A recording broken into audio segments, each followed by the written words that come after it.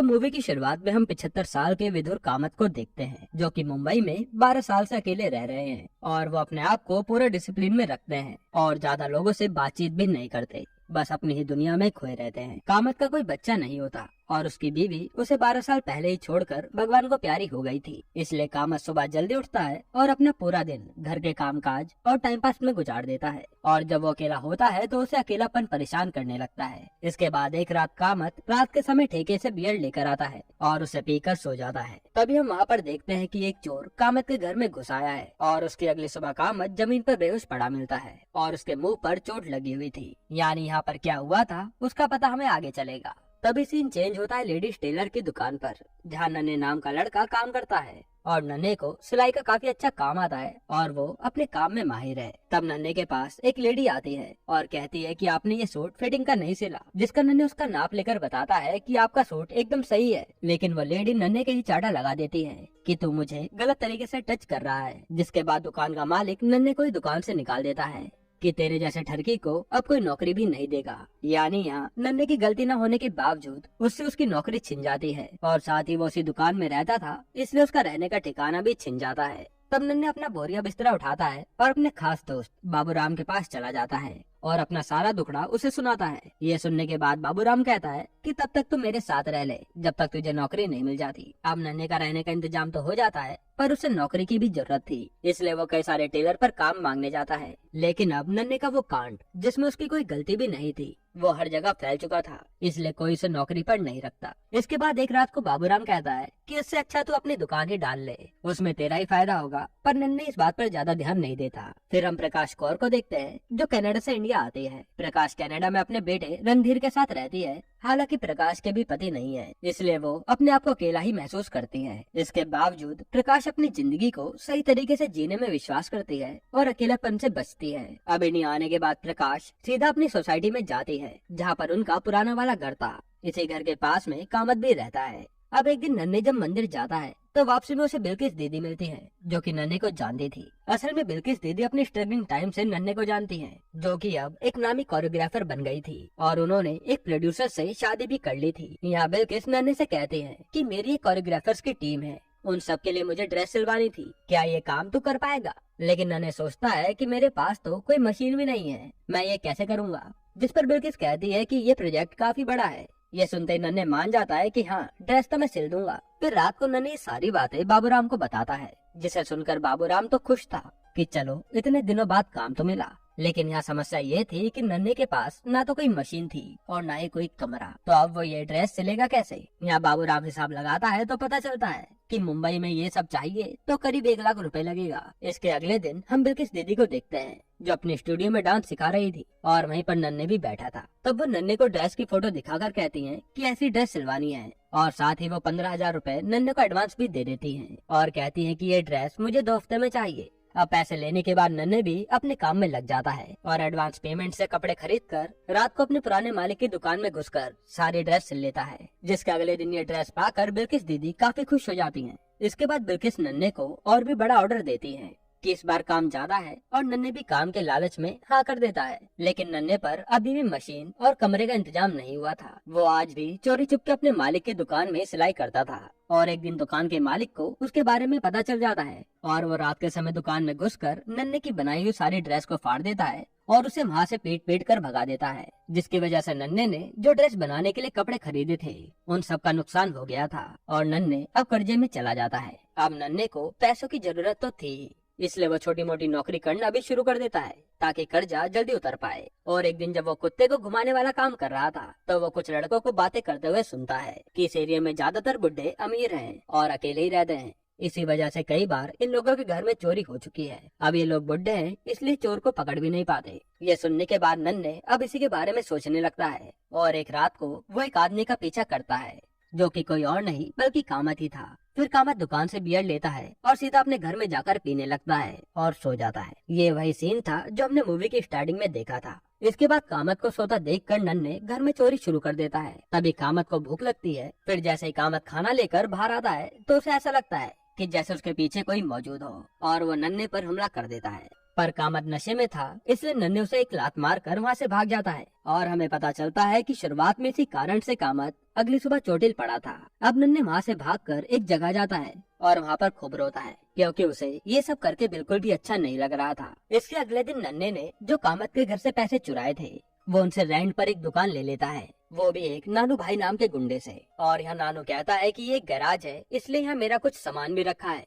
इसे मत छेड़ियो और समय समय पर मुझे रेंट देता रहियो। या नन्हे उस जगह का आधा डिपॉजिट तुरंत दे देता है और आधा कहता है कि काम शुरू होते ही दे दूंगा। इसके बाद हम कामत को देखते हैं, जिसको पुलिस वाले आकर उठाते हैं, क्योंकि हर तरफ हल्ला मच चुका था कि कामत का घर सुबह से बंद है। फिर पुलिस वाले कामत का बयान लेते हैं कि चोर ने क्या क्या चुराया है। और वहाँ इंस्पेक्टर कामत से बातों बातों में कहते हैं कि चाचा तुम बहुत अकेले हो, इसलिए चोर ने तुम्हें अपना टारगेट बनाया था। ऐसा करो, तुम अपने लिए एक दोस्त ढूंढो ताकि तुम्हारा मन लगा रहे। यह कामत इंस्पेक्टर से कहता है कि मैं उस चोर को भी पहचान सकता हूँ, इसलिए आप उसे पकड़िएगा जरूर। फिर थाने से बाहर आने के बाद कामत हर जगह अपने दोस्त की तलाश करने लगता है कि मैं आखिर किसको अपना दोस्त बनाऊं, क्योंकि उसके एरिया में ज्यादातर बूढ़ों के अपने अपने ग्रुप थे और कामत तो ज्यादा बातचीत भी नहीं करता था। इसलिए कामत निराश होकर अपने घर लौटने लगता है। तभी उसे वहाँ पर प्रकाश दिखती है, जो कि वॉचमैन से लड़ रही थी। उसी समय वहाँ पर प्रकाश का रुमाल गिर जाता है, तो कामत उसे उठाकर दे देता है और प्रकाश आगे चली जाती है। तभी कामत को आइडिया आता है कि क्यों ना इससे दोस्ती कर ली जाए।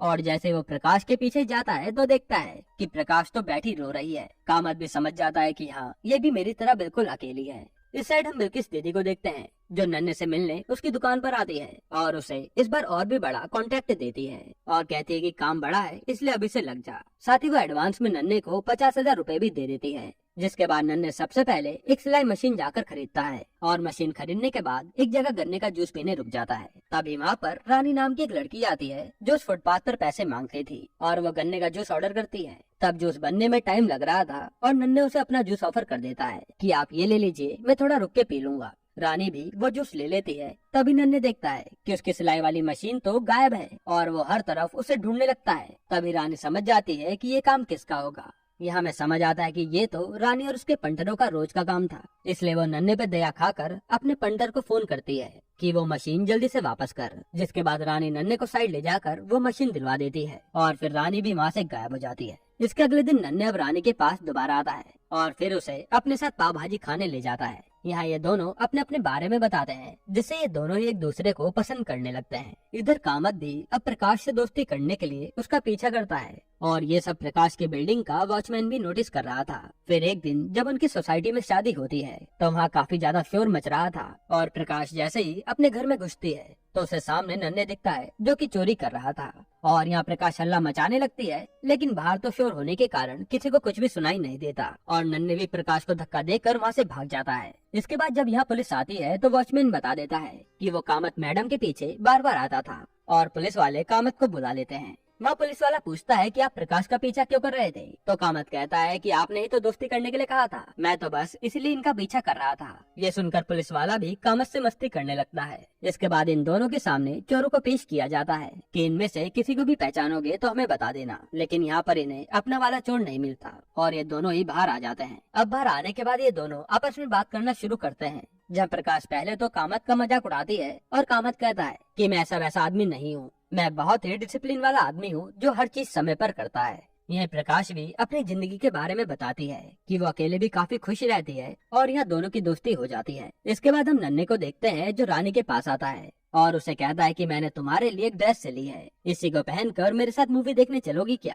और वो ड्रेस रानी को काफी पसंद आती है। जिसके बाद रानी रात को नन्हे के साथ उसे ड्रेस में मूवी देखने जाती है। अब नन्हे को रानी के साथ समय बिताना काफी अच्छा लगने लगा था, इसलिए नन्हे रानी से बार बार मिलने के बहाने बनाने लगता है। इधर अब कामत और प्रकाश पार्क में बैठे होते हैं और अपनी जिंदगी के बारे में बातें करते हैं, जहाँ प्रकाश कामत को जिंदगी जीने का तरीका बताती है और कामत भी अपना दिल हल्का कर लेता है। यहाँ बातों बातों में कामत बताता है कि ये चोर ज्यादातर अकेले लोगों पर ही हमला करते हैं, इसलिए वो दोनों टाइम पास में बूढ़े लोगों का पीछा करने लगते हैं ताकि हम उन्हें बचा पाए। इस साइड अब नन्हे रानी को अपनी खोली में लेकर आता है और यहाँ दोनों बैठकर अपनी अपनी बातें करते हैं और रानी को वहाँ पड़ा एक मंगलसूत्र मिलता है, जो कि नन्हे ने कहीं से चुराया था। पर नन्हे उसी मंगलसूत्र को गिफ्ट कहकर रानी को दे देता है और ये दोनों वहीं पर इंटीमेट हो जाते हैं। इसकी अगली सुबह नानू भाई नन्हे के पास अपना बाकी का डिपॉजिट लेने आते हैं और नन्हे उन्हें आधे ही पैसे दे पाता है कि अभी मेरे पास इतने ही हैं और नानू भी धमकी देकर चला जाता है कि मेरे पैसे जल्दी से लौटा दियो। दूसरी तरफ कामत और प्रकाश अब एक बूढ़े आदमी का पीछा करते हैं जो अकेले ही रहता था। इधर नन्हे भी अब बिल्किस दीदी को फोन करके पैसे मांगता है कि मुझे ड्रेस बनाने के लिए कपड़े खरीदने हैं, पर बिल्किस दीदी कहती है कि तू इतना बड़ा ऑर्डर लेकर बैठा है,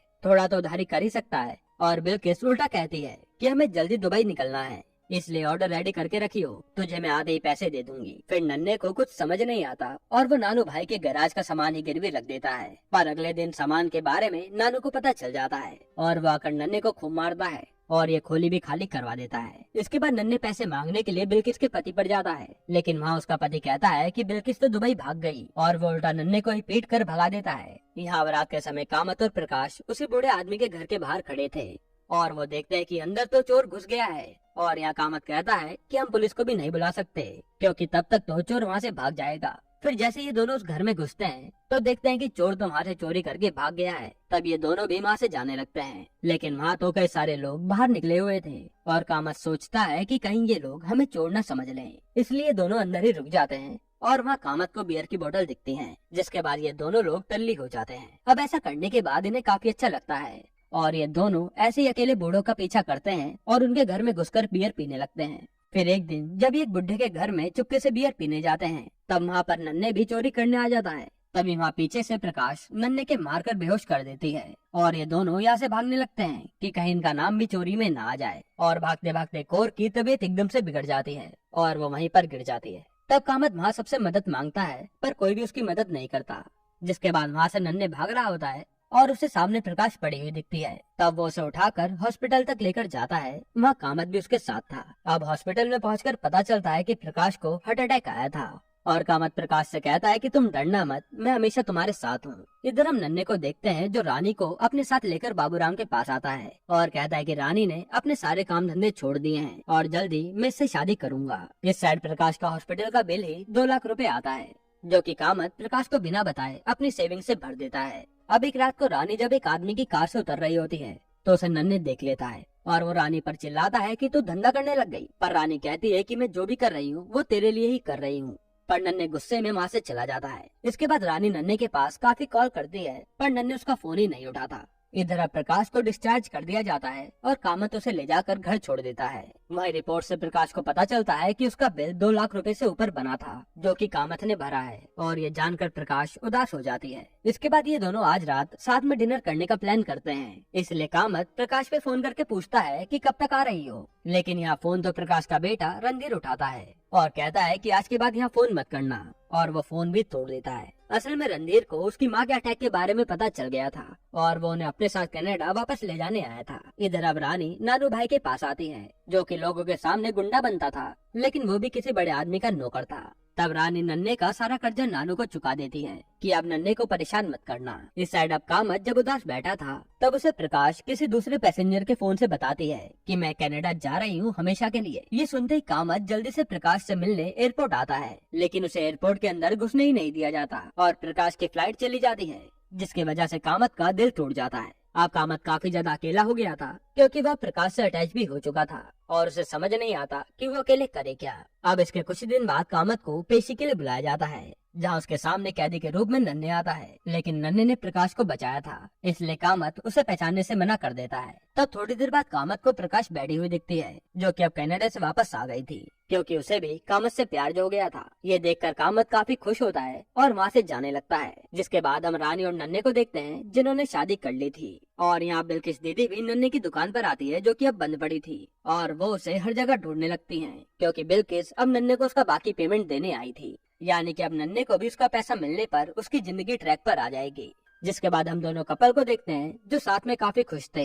यहाँ पर ये मूवी एंड हो जाती है। दोस्तों, आपको ये मूवी कैसी लगी हमें कमेंट में जरूर बताइएगा और अगला एक्सप्लेनेशन आपको कौन सी मूवी पर देखना है वो भी हमें कमेंट कर दीजिएगा। बाकी अगर आपको हाल ही में एक कमाल की मूवी देखनी है तो ये वीडियो देख लीजिए।